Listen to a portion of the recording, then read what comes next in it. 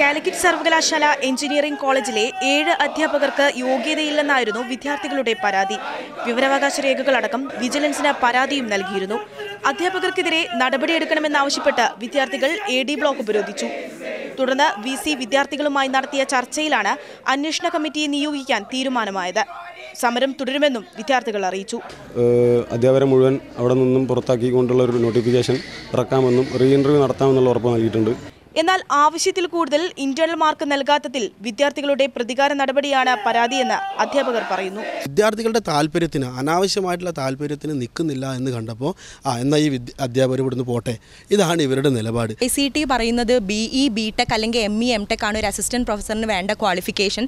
അത് രണ്ടും, അതായത് MTechന് റാങ്ക് ഹോൾഡർ ആയിരുന്നു, ഞാൻ ഫസ്റ്റ് റാങ്ക് ഹോൾഡറാണ് VLSI ഡിസൈനിൽ. അതേപോലെ BTechന് കോളേജ് ടോപ്പർ ആയിരുന്നു. ഇതെല്ലാം യൂണിവേഴ്സിറ്റി കണ്ടറിഞ്ഞ്, മാത്രമല്ല ഇവിടെ യൂണിവേഴ്സിറ്റിക്ക് പ്രത്യേകമായിട്ട് ഈക്വലൻസി വേണമെന്ന് പറഞ്ഞിട്ട് അതിന് റെക്കഗ്നൈസ്ഡ് ആയിട്ടുള്ള സർട്ടിഫിക്കറ്റ് എൻ്റെ കയ്യിലുണ്ട്.